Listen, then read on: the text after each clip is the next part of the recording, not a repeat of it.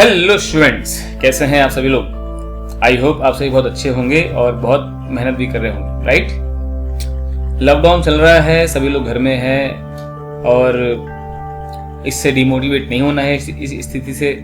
और हमें अपना मेंटली हेल्दी रहना बहुत ज़रूरी है। जो मेंटली हेल्दी रहेगा वो इस लॉकडाउन में जीत जाएगा। ये बात ध्यान रखना है।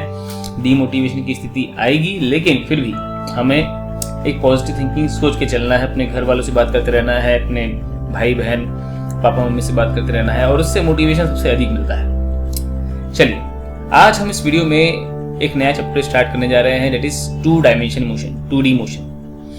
तो सबसे पहले हम 2D मोशन क्या होता है उसके बारे में डिस्कस करते हैं। मैं आपको समझाता हूं। मोशन, 2D मोशन कह सकते हो simply it's equal to motion in a plane. जैसे ये जो आपकी स्क्रीन है जिसको आप देख रहे हो, उस स्क्रीन पे सपोज एक चींटी है जो चलना स्टार्ट करी ऐसे। अब वो कैसे भी जाए, ये जो मोशन हुआ ये चींटी का, ये क्या है, इस स्क्रीन में हुआ, ये एक प्लेन में हुआ।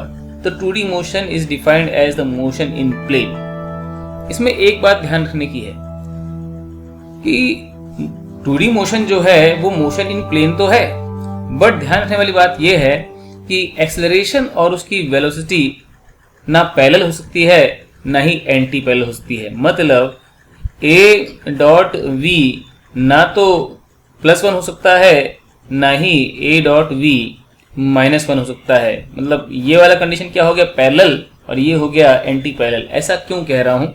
ऐसा मैं इसलिए कह रहा हूँ क्योंकि हमने देखा है 1D मोशन हम पढ़ चुके हैं। अगर एक पार्टिकल है उसको मैं सपोज ऐसे फेंक देता हूँ v वेलोसिटी से, और उसका एक्सेलरेशन अगर मान लेते हैं सेम डायरेक्शन में आ गया तो वो उसी दिशा में चलता जाएगा। और मान लेते हैं एक्सेलरेशन अपोजिट दिशा में आ गया तो फिर वो आगे जाके पीछे आएगा, लेकिन वो स्ट्रेट लाइन के अलाउ चलता है। तो ये दोनों केस को छोड़कर अगर एक्सेलरेशन कुछ भी हुआ, ऐसा भी हुआ, तो ऐसे में क्या हो जाएगा, ये पार्टिकल फोर्सफुली बाहर निकल आएगा उस स्ट्रेट लाइन से, और फिर कैसा मोशन करेगा, इसको हम बोलेंगे प्लेन में मोशन करेगा, और इसको हम बोलते हैं 2D मोशन। एकदम बात आपको क्लियर हुई? तो ध्यान रख लेंगे, it is defined as a motion in plane which takes place such that acceleration and velocity of particle is neither parallel nor anti-parallel। चलिए, अब हम क्या करते हैं, जो हमें फॉर्मूले पढ़ने हैं, किस तरीके से हम प्रॉब्लम्स जो 2 डायमेंशन में आएगा उसको हम सॉल्व करेंगे, उसके बारे में जरा डिस्कस करते हैं। देखिए स्टूडेंट्स, हमें पता है कि अगर हमें किसी प्लेन में अगर सपोज किसी पॉइंट की पोजीशन को मार्क करना होता है तो हम क्या करते हैं, हमें 2 परपेंडिकुलर एक्सिस की जरूरत पड़ती है, और हम उसको पॉपुलरली क्या बोलते हैं, एक्स और वाई एक्सिस। वो वाई जेड भी हो सकता है, जेड भी हो सकता है, लेकिन हम नॉर्मली एक्स वाई से काम करते हैं। तो ये क्या है, 2 परपेंडिकुलर डायरेक्शन है। और क्यों ऐसा हम हमेशा लेते हैं एक्स और वाई एक्सिस, जरा उसका कारण भी समझ लेते हैं। सपोज ये है ओरिजिन और हमें कोई ये पॉइंट है, इस पॉइंट की पोजीशन आपको बतानी है कि इस पॉइंट की पोजीशन क्या है। तो सबसे अच्छी बात क्या है कि एक्स डायरेक्शन और वाई डायरेक्शन आपस में इंडिपेंडेंट होती है। मतलब कहना ये चाहता हूँ 2 परपेंडिकुलर डायरेक्शन आपस में इंडिपेंडेंट होते हैं। क्यों? जब आप एक्स में चलोगे तो क्या वाई कोऑर्डिनेट चेंज होगा? जब आप इस दिशा में चल रहे हो तो इस दिशा से क्या मतलब है, इस दिशा का कोऑर्डिनेट थोड़ा चेंज हो रहा है, ये परपेंडिकुलर डायरेक्शन है। जब आप ऐसे चल रहे हो तो फिर आपका डिस्प्लेसमेंट वाई डायरेक्शन में नहीं हो रहा कुछ भी। ये बात समझने की है, क्या बात समझे? जब आप एक्स में चलोगे तो वाई कोऑर्डिनेट आपका चेंज नहीं होगा, राइट। जब आप एक्स में चल रहे हो तो ऑब्वियसली जब एक्स कोऑर्डिनेट चेंज होगा तो आप बोल सकते हो rate of change of that x coordinate क्या होगा, वही तो वेलोसिटी होगा। पर कौन सी वेलोसिटी होगी? X component of velocity. तो आप जब देख रहे हो कि जब आप चल रहे हो एक्स एक्सिस के अलोंग तो वाई कोऑर्डिनेट चेंज नहीं हो रहा। वाई कोऑर्डिनेट चेंज नहीं होगा तो वाई डायरेक्शन में कोई वेलोसिटी नहीं आएगी, वाई कंपोनेंट ऑफ वेलोसिटी नहीं आएगी। और सिमिलरली जब वेलोसिटी, जब यहाँ पे एक्स एक्सिस के अलोंग चलने से इसी के अलोंग वेलोसिटी आ रही, इसी के अलोंग एक्सेलरेशन आएगा, सीधी सी बात है कि जब वाई कोऑर्डिनेट चेंज नहीं हो रहा तो वाई डायरेक्शन में ना वेलोसिटी आएगा ना एक्सेलरेशन आएगा। सिमिलरली अगर वाई में चलोगे तो एक्स कोऑर्डिनेट ही चेंज नहीं होगा, और अगर एक्स कोऑर्डिनेट चेंज नहीं होगा तो एक्स डायरेक्शन में वेलोसिटी कहाँ से आएगी? अगर आप वाई के अलोंग चल रहे हो तो आप समझ पा रहे हो बात को, क्या हो रहा है? इसलिए x और y जो एक्सिस है ये बिल्कुल आप कह सकते हो इंडिपेंडेंट है, कोई मतलब नहीं है एक दूसरे से। तो हम ऐसे क्वेश्चन को सॉल्व करने के लिए क्या करते हैं, हमेशा x और y डायरेक्शन को इंडिपेंडेंटली ऑब्जर्व करते हैं और इंडिपेंडेंटली सॉल्व करते हैं। तो क्या मेथड होती है सॉल्व करने की, वो मैं पहले आपको समझाने जा रहा हूँ। जरा आप यहाँ पे समझें बात को। यहाँ सपोज एक पार्टिकल चलना स्टार्ट करता है, चलिए कुछ इस तरीके से चलना स्टार्ट किया उसने, ये पार्टिकल इस तरीके से चलना स्टार्ट करता है, t इज इक्वल टू 0 पे उसने चलना स्टार्ट किया। अब हम थ्योरी फॉर्मुलेट करें तो आपको क्या ध्यान से सुनना है बातों को। t इज इक्वल टू 0 पे उसने चलना स्टार्ट किया और suppose t is equal to t time पर पार्टिकल जो है वो कुछ पर्टिकुलर ऐसे यहाँ पे आ गया। इस पॉइंट के कोऑर्डिनेट हम मान लेते हैं x, y। हमें इस पॉइंट के कोऑर्डिनेट x, y का क्या मतलब है कि आप यहाँ से यहाँ जाओ पहले x और फिर यहाँ से आप ऊपर चले जाओ y। एकदम बात क्लियर। ये t इज इक्वल टू 0 पे सपोज इस पार्टिकल की वेलोसिटी है u वेक्टर बोल देता हूँ मैं इसको।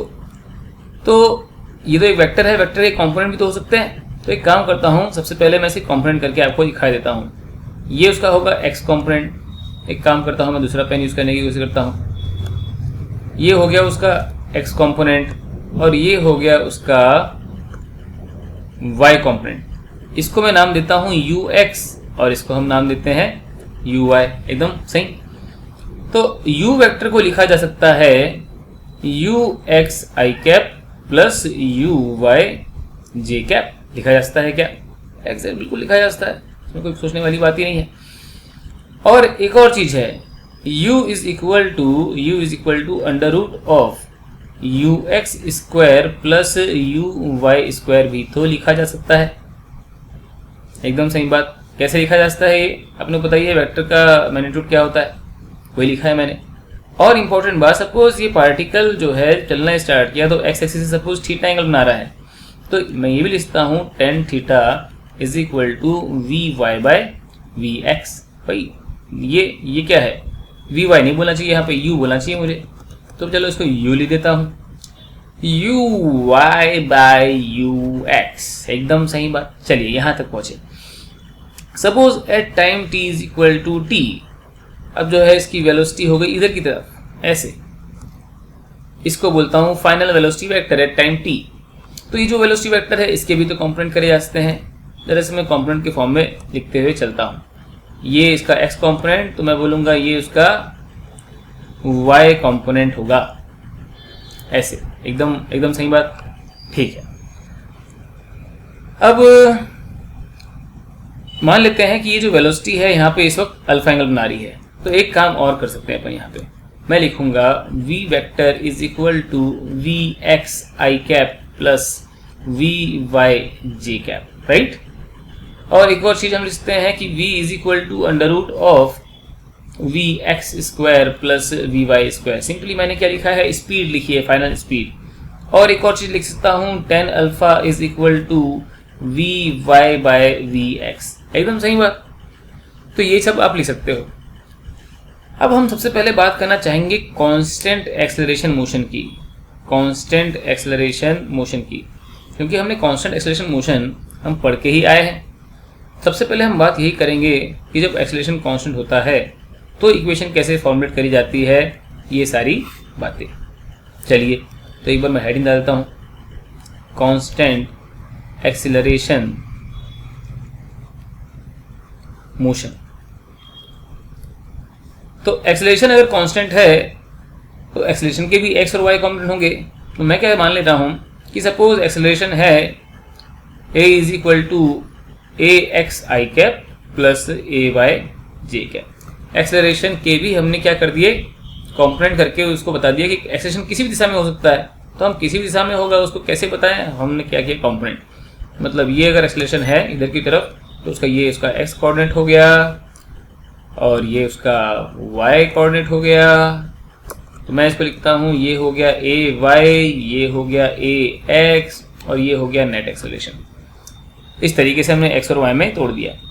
अब सबसे इंपॉर्टेंट बात, अब हमें क्योंकि पता है x और y इंडिपेंडेंट होते हैं, इस बात को वैसे हम प्रूव भी करेंगे, कोई खास बात नहीं है। पर अब क्या करते हैं, हम x और y में जो भी इंफॉर्मेशन हमारे पास है जरा उसको एक बार लिखते तो है। हमें पता है एक्सेलेरेशन क्या है, कांस्टेंट है, तो अच्छी बात यह है, इसको ध्यान रखेंगे अभी। ठीक है,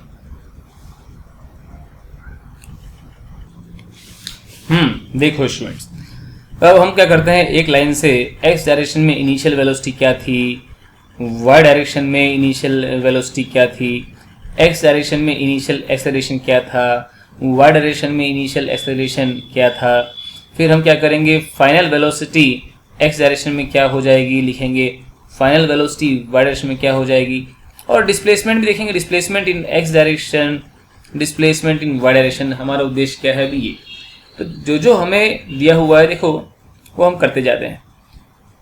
यहाँ पर हमें x डायरेक्शन की बात करें तो आपको ux दिया हुआ है, तो ux को मैं ux के फॉर्म में लिखता हूँ।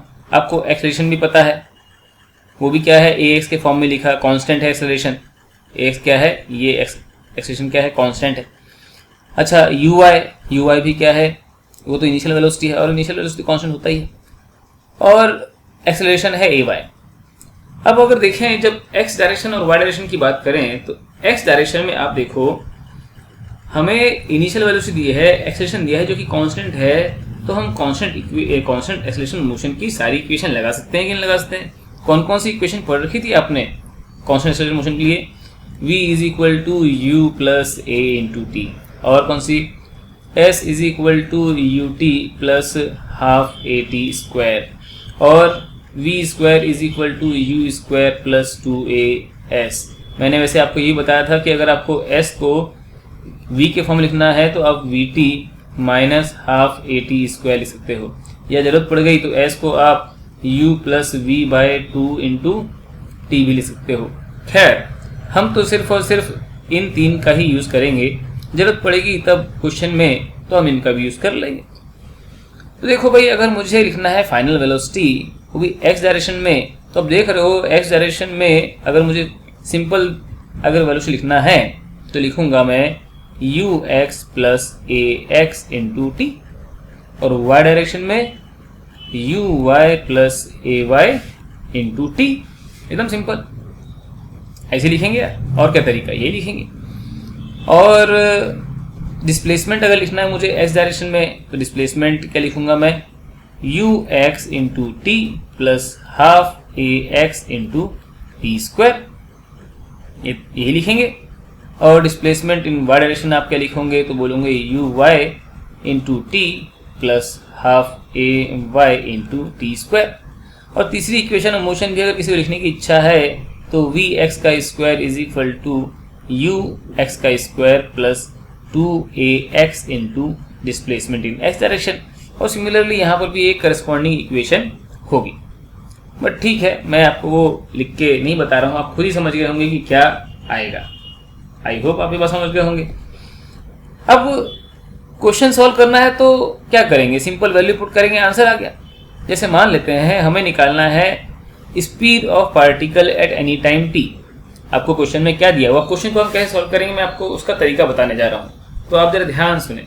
सपोज आपको बोला है find velocity of a particle at time t is equal to 2 second, तो आप क्या करोगे, इनिशियल वेलोसिटी जो भी दी होगी, मान लेते हैं कोई 10 मीटर पर सेकेंड स्पीड है, 37 एंगल पे है, तो आपको क्या करना चाहिए, सबसे पहले करना चाहिए x में कॉम्पोनेंट और y में component, u cos theta u sin theta कर दिए कॉम्पोनेंट।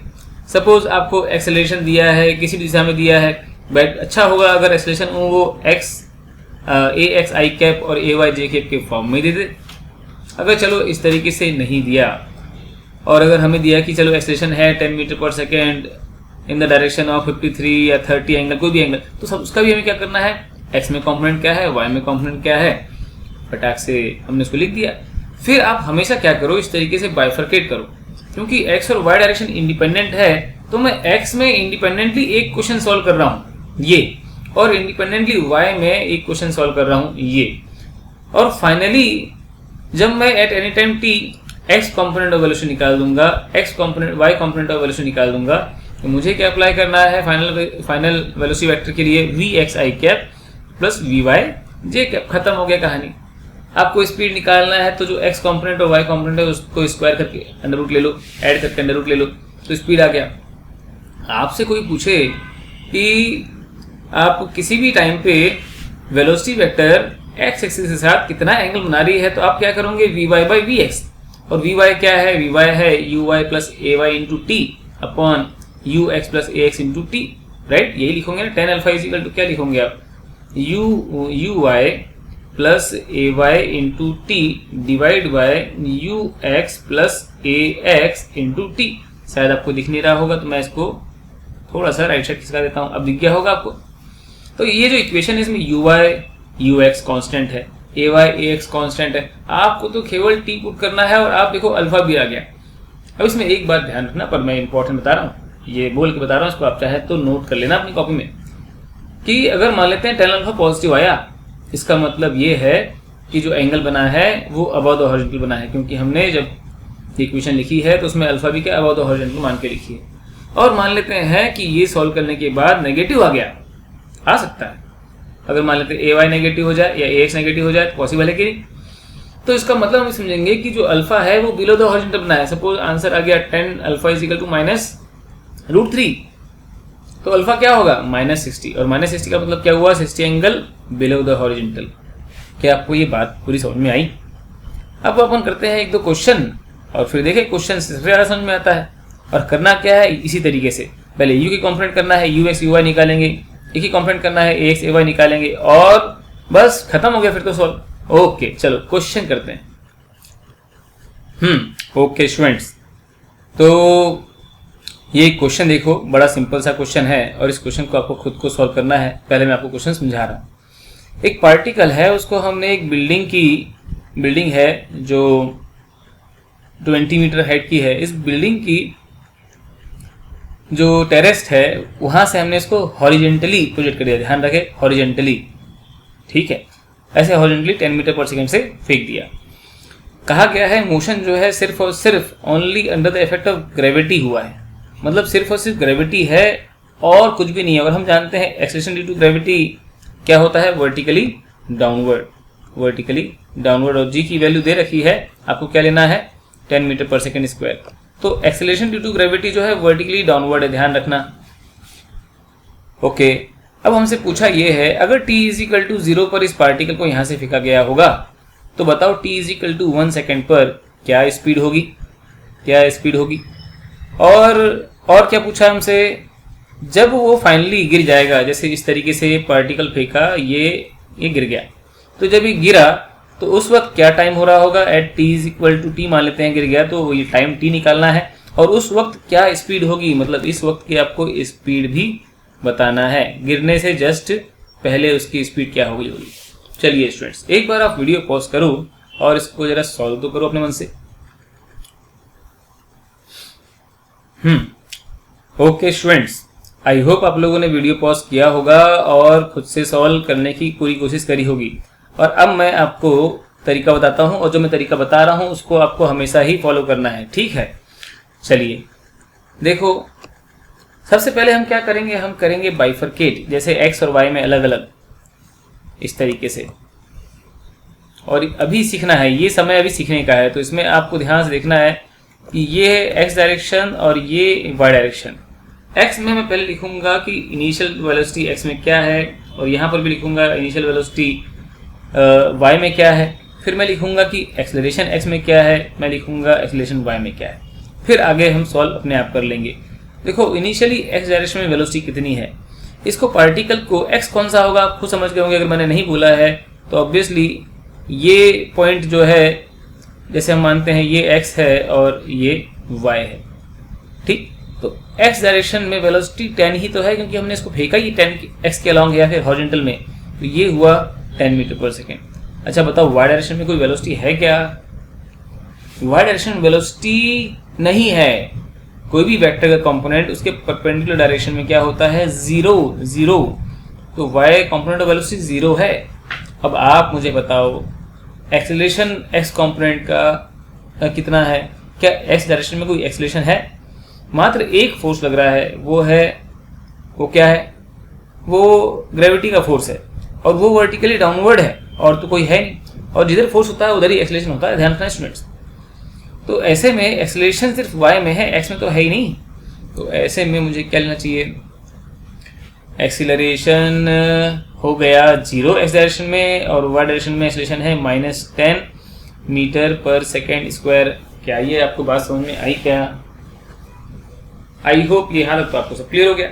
और अब क्या है, अब सबसे सिंपल काम, अब आपको पता है किसी भी समय पर अगर मुझे वेलोसिटी लिखनी है या डिस्प्लेसमेंट लिखना है तो x और y इंडिपेंडेंट है। x में मैं अलग एक वन डायमेंशन क्वेश्चन सॉल्व करूंगा और y में अलग वन डायमेंशन मोशन सॉल्व करूंगा। अगर मुझे x डायरेक्शन में वेलोसिटी लिखनी है तो vx इज इक्वल टू क्या है, ux plus ax into T, पर एक्सेलरेशन तो 0 है, तो ux that is 10 plus 0, that is हमेशा ये जो वेलोसिटी है वो क्या रहने वाली है, 10 मीटर पर सेकेंड ही रहने वाली है, कांस्टेंट रहेगी। तो x डायरेक्शन में वेलोसिटी कांस्टेंट रहेगी, मतलब जैसे इन्होंने बोला है t is equal to 1 second पर, t is equal to 1 second पर क्या इसकी स्पीड होगी, निकालो। तो स्पीड जो भी हुई होगी उसका x कॉम्पोनेंट होगा एक, और उसका एक y कॉम्पोनेंट होगा, इस तरीके से। तो जो उसका x कॉम्पोनेंट है वो हमेशा ही 10 रहने वाला है, चाहे आप यहाँ की बात कर लो, जब ये गिर गया होगा इस तरीके से, तब भी उसका जो x कॉम्पोनेंट है वो 10 मीटर पर सेकेंड ही रहने वाला है। अब हमें तो बस y कॉम्पोनेंट निकालना है, तो y कॉम्पोनेंट के लिए हम y डायरेक्शन में इंडिपेंडेंटली सॉल्व करते हैं ना। तो vy इज इक्वल टू क्या होगा, uy plus ay into T, uy कितना है 0 माइनस 10 इंटू टी, एकदम समझ गए -10t क्यों आया, तो ये क्या है -10 इंटू टी, तो vy आ गया -10 इंटू टी। और अब आपको निकालना है वेलोसिटी, तो आप क्या करोगे, t is equal to 1 put कर दो, तो t is equal to 1, vy कितना आ गया -10। ये -10 क्या बता रहा है, देखो हमने ऊपर पॉजिटिव माना था, तो ये -10 बता रहा है कि जो वेलोसिटी है वो नीचे की तरफ है। अपने आप जो मैथमेटिक्स से जो फॉर्मूला निकल के आएगा, जो भी रिजल्ट निकल के आएगा, वो आपको साइन के बारे में भी बताएगा, ये अच्छी बात है। तो अब क्या हो गया -10, मतलब ये जो स्पीड है ये है 10 मीटर पर सेकेंड नीचे की तरफ। तो आपको अगर कोई पूछे कि स्पीड क्या है, तो स्पीड तो आप निकाल लोगे कि नहीं, स्पीड होगी 10√2, उसकी जो नेट स्पीड होगी v निकालना है, तो क्या करेंगे, अंडर रूट ऑफ vx का square, vx square plus vy square, और ये कितना आ गया 10√2 मीटर पर सेकेंड। एकदम आपको ये बात समझ में आ गई, 10√2 मीटर पर सेकेंड। ओके, अब हमसे क्या पहला पार्ट हो गया। और ये कोई पूछता ना कि क्या एंगल बना रही है वेलोसिटी, अगर हमसे कोई पूछ लेता कि वेलोसिटी क्या एंगल बना रही, तो बोलता 45 बना रही भैया 45, ये भी आपको बात समझ में आ गई। अब हमसे क्या पूछा गया है, time and speed when it hits the ground. तो अगेन ग्राउंड पे जब वो हिट करेगा तब सबसे पहली बात टाइम निकालने के लिए, स्पीड तो खैर हम निकाल लेंगे, पहले हम निकाल तो लें कि किस टाइम पे वो हिट किया है। तो देखो जब ग्राउंड पे आ गया तो क्या आपको पता है, जब वो ग्राउंड पे आ गया तो उसका डिस्प्लेसमेंट वर्टिकल डायरेक्शन में कितना हुआ, क्या आपको पता है, displacement in y direction. Displacement in y direction actually हुआ है स्टूडेंट्स नीचे की तरफ 20 हुआ है मैग्नीट्यूड वाइज, और डायरेक्शन तो नीचे है ना, तो आप लिखोगे -20, ये आपको दिया हुआ है। और डिस्प्लेसमेंट का जो फॉर्मूला है अगर मुझे लिखना है तो मैं कैसे लिखूंगा, displacement is equal to ut plus half a t square, तो u तो 0 है, प्लस हाफ एटी स्क्वायर, तो जब a लिखूंगा तो -10 नहीं आएगा।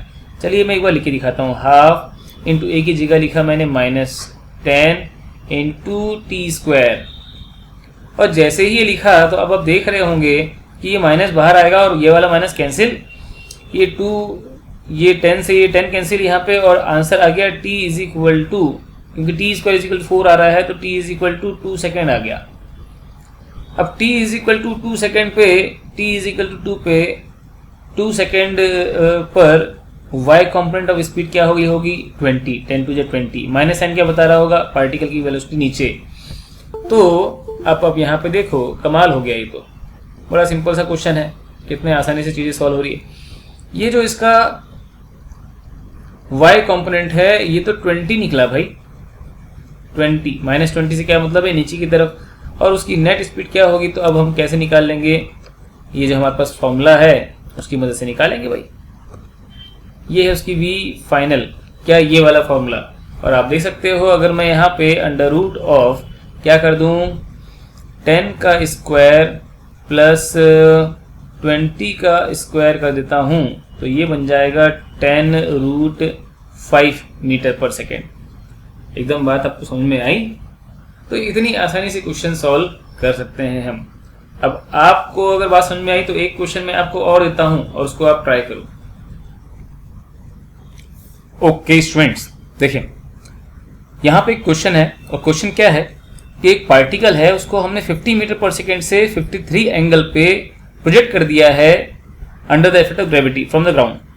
तो आपसे क्या पूछा है, आपसे पूछा है कि अगर t इज इक्वल टू 0 पे आपने इसको प्रोजेक्ट किया तो बताओ कि t इज इक्वल टू 1 पर वेलोसिटी क्या एंगल बना रही होगी विद हॉरिजेंटल। मतलब मान लेता हूँ t इज इक्वल टू 1 है ये, और आपको बताना है कि वेलोसिटी हॉरिजेंटल के साथ क्या एंगल बना रही है, तो अल्फा बताना है आपको, अल्फा।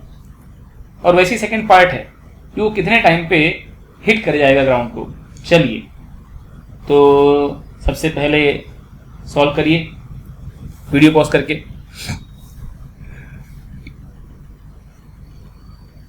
ओके, तो आई होप स्टूडेंट्स आप लोगों ने वीडियो पॉज किया होगा और सॉल्व कर लिया होगा। मेरे वेट करने का तो अब सवाल नहीं है क्योंकि आपको खुद ही सॉल्व करना है। फाइन, तो अब देखें सबसे पहले वही तरीका है कि आप x और y में बाइफरकेट करो। x और y में, x में इनिशियल कंपोनेंट ऑफ वेलोसिटी क्या है तो आप यहाँ पे कंपोनेंट कर दो। पहले ये वाला कंपोनेंट क्या होगा तो 50 cos 53 ये आ जाएगा 30 मीटर पर सेकेंड, और जो वर्टिकल कंपोनेंट होगा वो आएगा 40 मीटर पर सेकेंड। एक्सेलरेशन सिर्फ और सिर्फ वर्टिकल डायरेक्शन में है, एक्सेलरेशन एक्स डायरेक्शन में है नहीं। तो फिर आप क्या करोगे, सबसे पहले लिखो ux that is 30 metre per second, uy that is 40 metre per second, right. Okay, so फिर एक्सेलरेशन एक्स डायरेक्शन में क्या है, देखो एक्स डायरेक्शन में कोई एक्सेलरेशन नहीं है। जब तक आपको कुछ बोला नहीं है तब तक आप मानेंगे भी नहीं।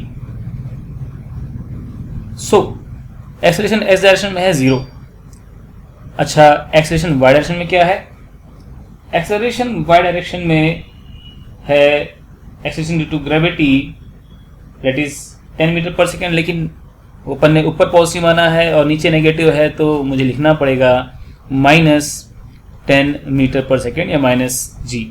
अब आप देखें, मुझे अगर किसी समय पर वेलोसिटी वेक्टर क्या एंगल बना रहा है ये निकालना है तो पहले वेलोसिटी के x और y कंपोनेंट अज्यूम करें, ये vy, और उसके बाद 10 alpha is equal to vy by vx। हम कर सकते हैं क्या, बिल्कुल कर सकते हैं।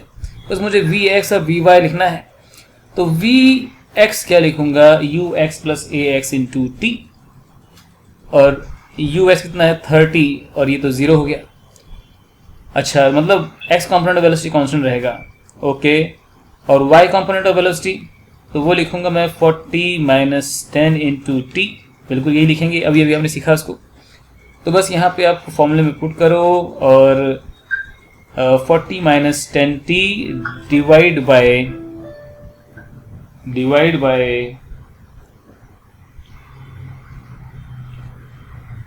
हाँ, सो आप लिखोगे यहाँ पे 30 और अब टाइम पुट करते जाओ और अपने आप आंसर आते जाएगा। आपसे क्या बोला t इज इक्वल टू 1, तो आप जरा t is equal to 1 put करो, देखें 10 अल्फा कितना आ गया, 10 अल्फा आ गया आई थिंक 31 ही आ गया, तो अल्फा की वैल्यू यहाँ पे क्या आई 45।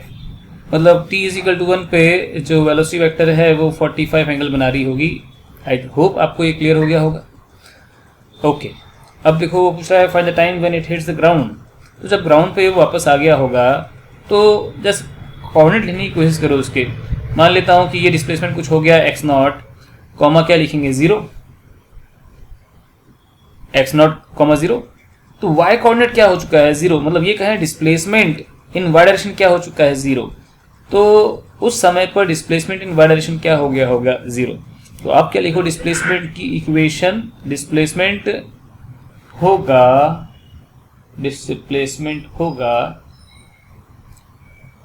ut plus half at square. तो u कितना है भैया 40 into t, plus half into a कितना है -10 इंटू टी का स्क्वायर, और जैसे ही आपने सॉल्व किया टी आ गया 8 सेकेंड।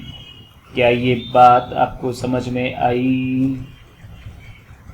तो स्टूडेंट्स इस तरीके से क्वेश्चन को सॉल्व करते हैं।